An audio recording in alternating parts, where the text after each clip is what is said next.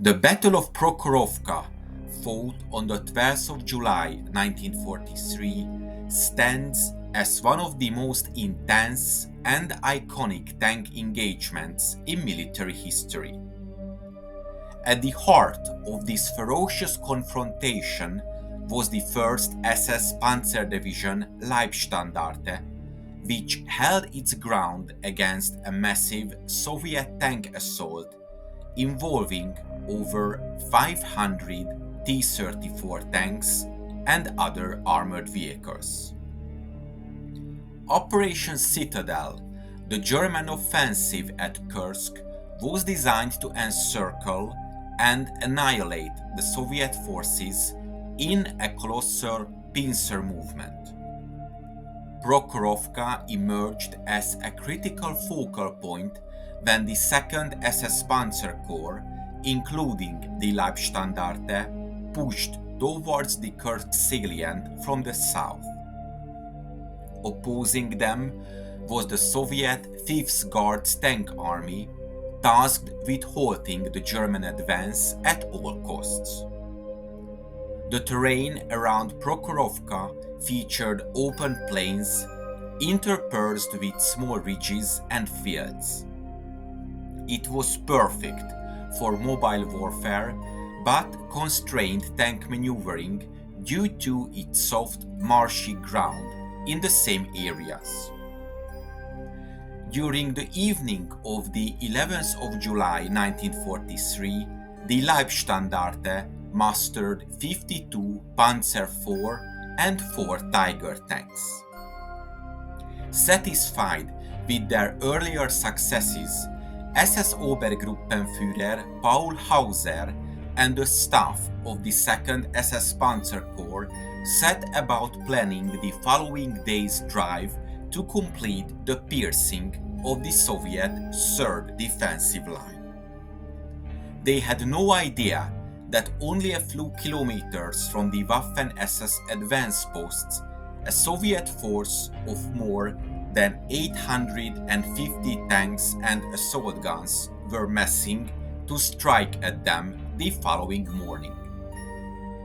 The 3 tank corps of the Soviet 5th Guards Tank Army received orders to move westwards to engage the Waffen-SS and stop them taking the town of Prokhorovka.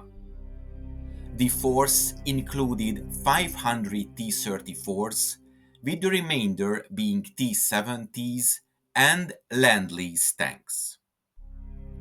Because of the heavy casualties suffered during the Kharkov offensive, the Waffen-SS divisions were a mix of experienced men and recruits who had not seen their first battle.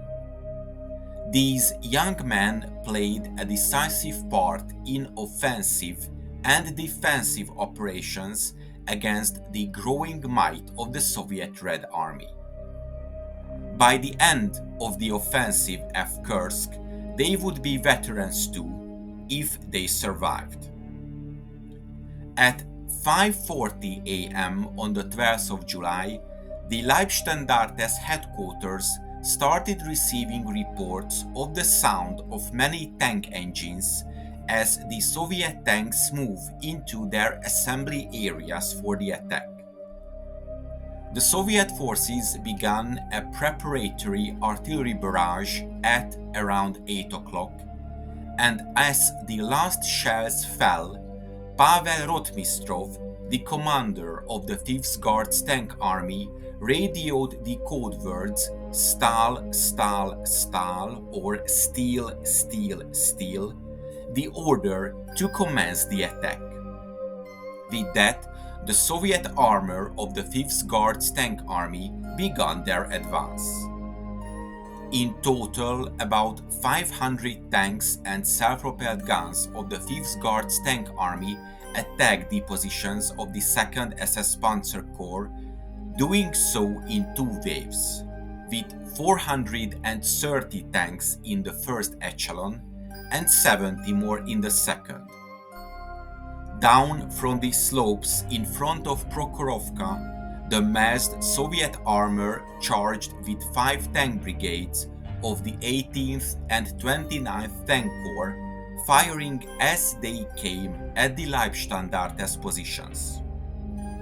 Exhausted from the previous weeks of fighting, many were just starting their day at the outset of the attack. As the Soviet armor appeared, German outposts all across the Corps' frontage began firing purple warning flares, signaling a tank attack. Obersturmführer Rudolf Ribbentrop, the son of Germany's diplomat and foreign minister Joachim von Ribbentrop, and the commander of a panzer company of the 1st SS Panzer Regiment, stated that he knew at once that a major attack was underway. He ordered his company of 7 Panzer IV tanks to follow him over a bridge across an anti-tank ditch. Crossing the bridge, they fanned out on the lower slope of Hill 252. On the crest of the hill, Sturmbannführer Joachim Piper's 2nd Panzergrenadier Battalion of the 2nd SS Panzergrenadier Regiment were being overrun. As Ribbentrop's tanks spread out, he and the 1st SS Panzer Regiment were suddenly confronted by the Soviet tanks of the 29th Tank Corps. The Soviet armor firing on the move charged down the western slope of Hill 252 into the Panzer Company, and a large tank battle started. Rotmistrov's tactic to close at high speed disrupted the control and coordination of the Soviet tank formations and also greatly reduced their accuracy. In a 3-hour battle, the 1st SS Panzer Regiment engaged the attacking Soviet tanks and repulsed them, reporting that they destroyed about 60 Soviet tanks. The advance of the Soviet armor down Hill 252 was disrupted when they reached the anti-tank ditch at the base of the hill. A number of tanks crashed into the 15-foot deep ditch, while others moved along the edge looking for a way to cross. Heavy fire was exchanged between the Soviet tanks and 2 companies of the Panzergrenadier Battalion on the opposite side of the ditch.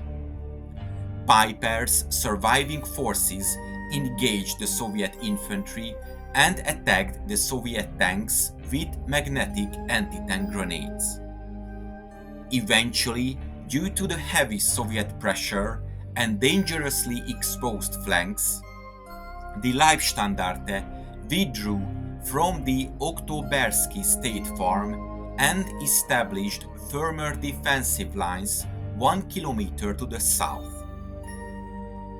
By the end of the day, Leibstandarte still held Hill 252, but had been exhausted by the effort of turning back 5 Soviet tank brigades. On the Soviet side, all the tank units under Rotmistrov's 5th Guards Tank Army involved in the battle suffered heavy losses. Rotmistrov later wrote that the 29th Tank Corps lost 60% of its armor and the 18th Tank Corps lost approximately 30%. The Soviet General Staff report recorded, "Thus, the 5th Guards Tank Army failed to accomplish its assigned mission. As a result of the frontal attack, the Army Corps fought heavy battles against large enemy tank forces, during which they were forced to assume defense. Rotmistrov was forced to shift the 18th and 29th Tank Corps over to defensive and reinforce them with infantry. They dug more trenches, dug in some of their tanks, laid new minefields, prepared anti-tank strongpoints, and massed their artillery. Stalin was very disappointed and infuriated by the early reports of the heavy Soviet losses in the battle, and on the evening of the 12th of July, he berated Rostmistrov via a phone call.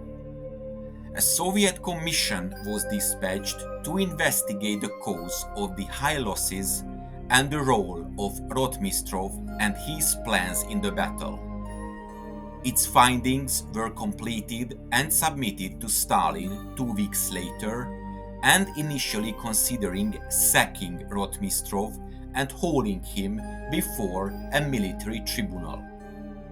But Stalin eventually changed his mind. The Soviets suffered catastrophic losses, with estimates of up to 300 tanks destroyed during the engagement. A debate exists over the significance and outcome of this battle.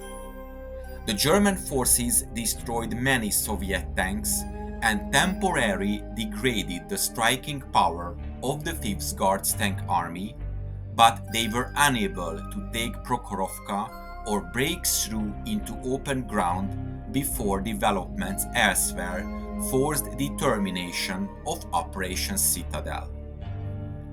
For the Soviet side, the massive armored attack failed to destroy the 2nd SS Panzer Corps, but succeeded in exhausting the Germans and eventually contributed to the checking their advance. Thus, neither the 5th Guards Tank Army nor the 2nd SS Panzer Corps accomplished their objectives. While the Germans sustained significant casualties, their defensive effort at Prokhorovka marked a tactical victory. However, the strategic picture remained grim for Germany. Despite their success at Prokhorovka, the Kursk offensive ultimately failed to achieve its objectives. The Red Army quickly regrouped and launched powerful counteroffensives, forcing the Germans into retreat.